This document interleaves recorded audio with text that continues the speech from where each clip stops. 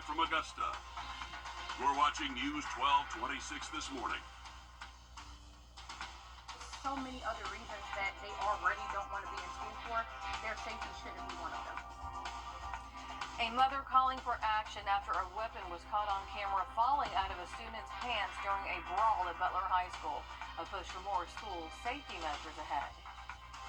And you can get the latest updates on Helene recovery efforts in North Augusta at a community meeting today. The details in just a bit. But first, good morning. Thank you for joining us. I'm Nick Proto. And I'm Ashley Campbell. Before we get started, let's hear from Nick. And good news, bowling now. Yeah, bowling. That time. So last night, lost the first game, lost the second game. But came out hot in the third game, won it by enough points to get an even split. So we got a 2-2 split. We were in second going into last night, so we'll have to see how the chips fall with the other teams. But next week's the last week of the quarter, and we'll be halfway done the season. Wow, not quick, huh? Yeah. Man, time flies. Slaying that first quarter, you did. Coming back a little on and off, but that's all right. So hey, still up. Breaking even. Still up. Exactly. Mm-hmm. Doing 500. well. That's not bad, sir. Yep. Way to go, Nick. Thanks, Tim. Did you add to the success of last night? I did all right last night. All right. Yeah. Good. All right, it's a cold one. We're about 25, 6:02 the time. A social media video showing the moment a weapon slips out during a student fight. The Post claims it's from Butler High School in the middle of class. A letter went out to parents earlier this week that during a fight at that school, a weapon dropped to the floor. Based on this video, it looks like it could be a gun. Concern, worry, and frustration, just a few things parents are feeling. And they're wondering why there aren't metal detectors in schools. So your Taylor Martin is live near Butler High School's campus. And Taylor, one parent is making her voice heard after this incident. What did she have to say about all this? Well, Ashley, she's wondering what would have happened if their student didn't go against the school system's cell phone policy to record the fight in the first place.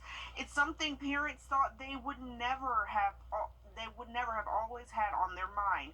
In a letter sent to Butler High School families, they say during the altercation, students saw a weapon drop to the floor, and administrators in Richmond County School System Police responded immediately.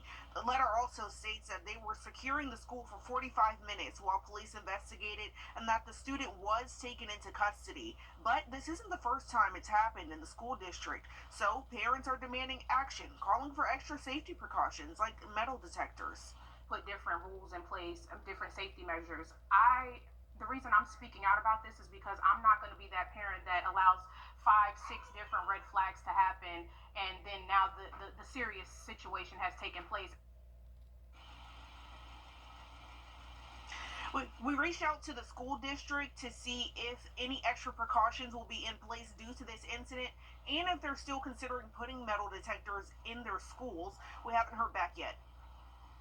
Definitely a scary situation there for all of those students, and we'll let you know if and when we get an answer from the school board. Again, thank you, Taylor, for that. A second Grovetown shooting suspect still on the run days later as the victim recovers from surgery. You're taking a look at the suspect here. He's wanted on Tuesday's shooting at Joyner Cross Apartments. Grovetown police released this photo yesterday. Now, they didn't give us a name, but they tell us he is known to hang around the Deansbridge Road and Meadowbrook Road areas in Augusta. Now, this is the other suspect, Isaiah Bautista. He was arrested near the same area officials say the unnamed suspect was found. Richmond County deputies say he had a gun on him with multiple warrants there and in Reedsville, Georgia. They say he was in the same car he left the scene in. Now, this was the scene after the shooting at Grovetown Apartments when we got there. Grovetown's police chief tells us the two men rammed through the apartment.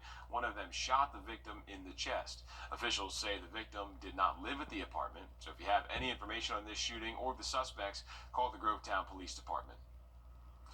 A deadly Aiken County fire is now being investigated as a homicide. Latrina Hollingsworth faces an arson charge in the death of her own son. Officials say that charge could be upgraded since the coroner ruled that death a homicide. The victim is 23-year-old Markel Howard. Arrest warrants show that she purposely set a table on fire inside a home on Kellogg Drive, which caused it to catch fire. Fire crews say they found Howard dead inside that home. North Augusta city leaders providing the latest. North Augusta city leaders providing the latest updates on Hurricane Helene recovery. Topics of discussion include debris pickup and updates on city roads. The city administrator is also going to give an update. There's going to be a Q&A session with the mayor. This all starts at 6 o'clock tonight at the North Augusta Municipal Building.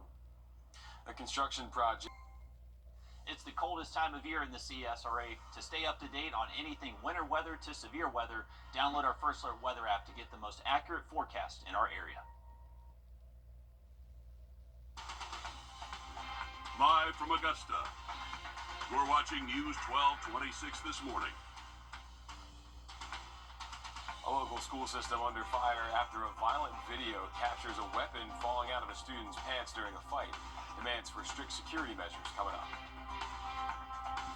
And work on the 13th Street Bridge is put on the back burner as obstacles stall that process. What's the holdup? You'll hear just ahead. But first, good morning. Thank you for joining us. I'm Nick Proda. And I'm Ashley Campbell. 6:30 now on your Thursday. And as you head out the door this morning, you want to dress in layers, bundle up with a heavy coat. Yep. You do whatever you need to do. Get some warmers to put in your pockets. If you have 'em. Because it's going to be freezing. Yeah, it is. 25 to about again. We'll get to that full forecast coming up in just a little bit. 6:31. I just feel like as a parent, we should be able to send our kids to school and trust that they're going to be safe. A mother concerned for her child's safety after what looks like a gun falls to the floor during a fight at Butler High School. And it was all caught on camera. Take a close look behind us right here. That is that chaotic fight captured by a student, and it has some parents questioning school safety. This comes as schools across the country battle ongoing shootings and weapons incidents. Now, Richmond County parents are demanding something be done. That's why your Taylor Martin joins us live now near Butler High School as she explains what safety measures parents want to see. Taylor? Well, parents are concerned, worried, stressed, and frustrated. Those are just a few of the emotions they're feeling. Now they're raising questions as to why the school district doesn't have metal detectors in the public schools. It's something parents never thought they would always have on their mind. In a letter sent to Butler High School families, they say during the altercation, students saw a weapon drop to the floor, and administrators and Richmond County School System police responded immediately. The letter also states that they were securing the school for 45 minutes while police investigated, and that the student was taken into custody. Now parents are hoping for a change soon so that there isn't a next time that's much worse. How many instances has to happen before you actually do something? Just last year, within another Richmond County school, my son had to experience another gun situation being, brought to school. If you have safety concerns and you'd like to let the school district know, you can call the school or their safety tip line at 706-828-1077. That number is also on our website, wrdw.com. All right, thank you for that report, Taylor. An extensive 5-hour search in freezing water led to the discovery of 2 Screven County men who died after their boat flipped over. Screven County deputies say that the victims are 23-year-old Demetrius Boyd, also 22-year-old Elijah Joan Brodnix. Officials say that a third man barely made it out alive to call for help. He was later treated for his injuries. The coroner's office believes that the men either hooked or cast at the same time, causing that sudden movement. No foul play is suspected. This morning, a Cobb County girl fighting for her life after officials say she shot herself in front of other students in middle school. This happened at Lindley Middle School, forcing a lockdown. Right now, officials are questioning the students who witnessed it. Cobb County police say the girl had to be life flighted to Children's Healthcare of Atlanta. Students at the middle school say they thought that was the end. I thought they were going to come in the classroom and kill us. I thought I was gonna die, and I didn't know what to think, so I was just calling my friend, telling him I love him. Police say there are no weapons detectors at Cobb Middle Schools. This comes after a recent incident not too far away from Cobb County where Barrow County deputies say a student was arrested after bringing a gun to school. A toddler's choking death forcing an Alpharetta preschool to shut down for weeks. Georgia Department of Early Care and Learning says the child choked on a piece of fruit at Little Sunshine's Playhouse and preschool in December. The department says he died on Christmas Day. They issued an emergency closure order nearly 2 weeks ago. Now here's what could come next. We could determine that a fine would be necessary.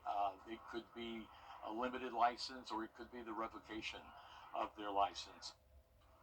The preschool will be closed until at least January 25th. The State Department says it could take further action.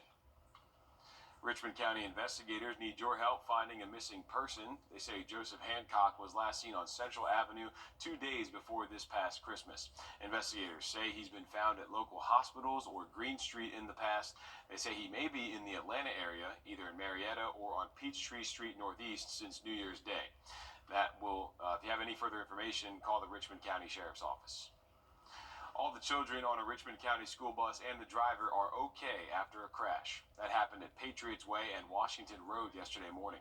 The district says a bus hit another car on the way to Warren Road Elementary School. Emergency crews rushed to the scene to check the students and the driver out. They say all were okay, no major injuries. An investigation is underway. South Carolina lawmakers rooting for a new law that would require schools and colleges to restrict bathroom use based on a student's sex at birth. Now, under the law, school districts would have to prevent schools from using any funds to maintain or operate any restroom or changing facility on its premises that do not comply. The schools would also be banned from hosting any activity or event involving overnight lodging that doesn't comply. These spaces are where individuals often are in a state of complete vulnerability. It's our responsibility to safeguard these environments so that our students feel safe and respected. According to the Human Rights Campaign, South Carolina would join 14 other states that have bans or transgender students using bathrooms matching their gender identity. Don't forget about the upcoming hearings for the Georgia homestead exemption. This is your chance to make your voice heard before local governments or school boards make a decision. In Richmond County, there are 2 Board of Education meetings left before they plan to opt out. One is next Wednesday at 3:30. The other is January 27th at 6 o'clock. Augusta's city administrator says we should know the dates for the commission meetings soon. Columbia County Board of Commissioners planning to opt out as well. Their hearings are next Tuesday at 6 o'clock, January 28th at 10 in the morning, and February 4th at 6 o'clock. All of them are going to be inside the Evans Government Center auditorium. And their county's Board of Education scheduled their hearings this week. The first is the 27th at 8 a.m. The second is the 28th at 6 p.m. The last one will be February 4th, also at 6 p.m. All of those will be in the Board of Education building. Still ahead, a new Norfolk Southern Safety Training Center looks to improve standards after multiple incidents, including deaths. We take you inside just ahead. All right, we got a cold start. We've got a brightening sky just a little bit. Temperatures are down in the mid-20s. We're looking seasonal to finish, tracking rain in for the weekend at times. That's all coming up.